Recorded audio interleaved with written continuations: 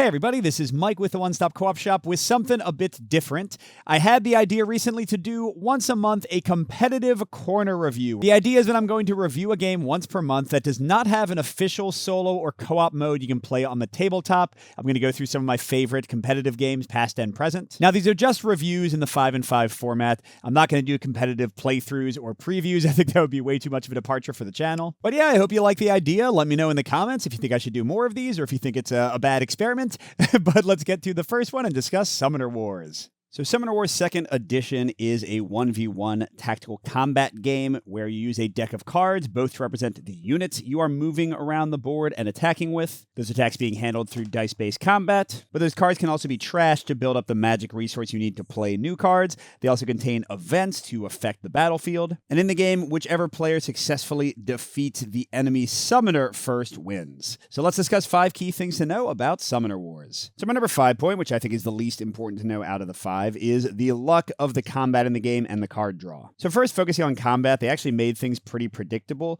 The dice hit on 5 out of 6 faces for melee combat and hit on 4 out of 6 faces with range combat. So when you attack, you have a pretty good idea, unless the luck goes in a crazy direction, of how the attack's going to turn out. And also the game makes it very easy, if you plan well, to build redundant attacks that if you don't quite finish somebody off, you have another unit to do the job. So while the completely luck-averse might be annoyed, I find this to be a pretty low-key randomness system. There's also randomness, of course, in which cards come out when, because you shuffle your entire deck, but you have a very strong ability to mill quickly through your deck to get to things, and also this just gives the game variety, because each faction is not going to play out the exact same way, even if the cards stay the same from game to game. So I don't think it's really a problem, at least for me. My number 4 point, which is also a full pro for my taste, are the gates and the summoning system and the general feeling of pacing and board control. So you start out each player with one big gate, and you can only summon units besides special powers adjacent to these gates, but you can summon extra gates to give yourself more options for bringing units out turn to turn, especially if you push your summoner up,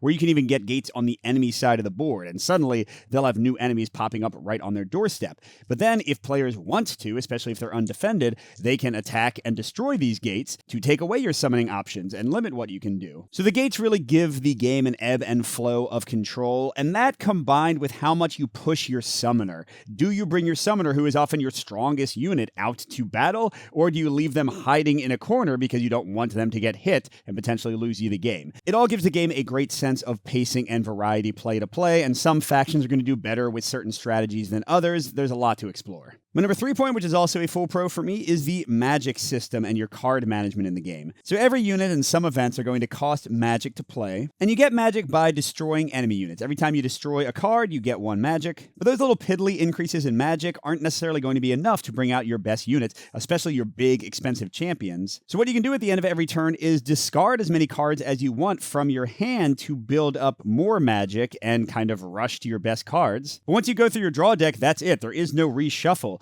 So you are getting rid of cards permanently. You are getting rid of units you might need, events that might help you out later in the game. So it's a very tough gut shot choice. And again, it also plays into the interesting pacing of the game, because you can just spend tons of magic, trash through your entire deck, and bring out like every one of your best huge units and try to kill the summoner as quickly as you can. But as you might imagine, if you fail, if they manage to kind of withstand your storm, then you're going to be running on fumes for the rest of the game while they can slowly build back up themselves. So it's a really cool system. It offers extremely tense choices every time you play. I just love it. But what do you actually do with those units you're building up magic to summon? Well, that's my number 2, the attack and movement system, kind of the core tactics of the game. Another pro, 4 in a row. So one of the coolest choices that Summoner Wars makes is that, barring special faction powers, you can only move 3 units a turn, and then you can only attack with 3 units a turn. And units can't move through each other.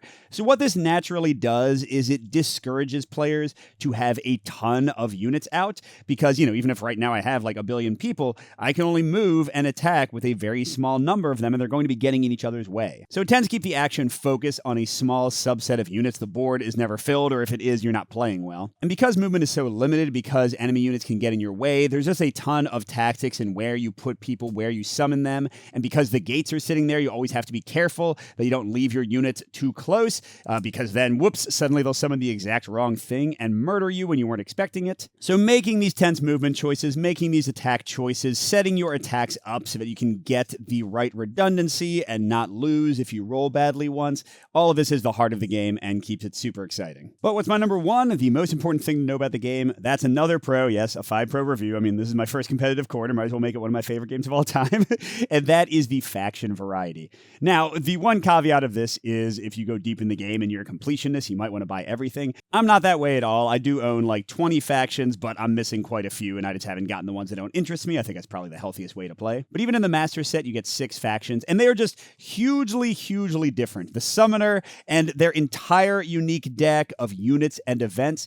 Every faction has its own combos. Every faction has its own feel and variety. They are just drastically, insanely different, like more than almost any game I've ever seen. And the excitement of trying out a new faction, slowly learning their combos, seeing how they match up against other factions is just so much fun. And then if you really want to, you can even get into deck construction because each summoner has a subtype of cards that they can include from other factions in their decks. I'll be honest, I've only done that like once and it was fine.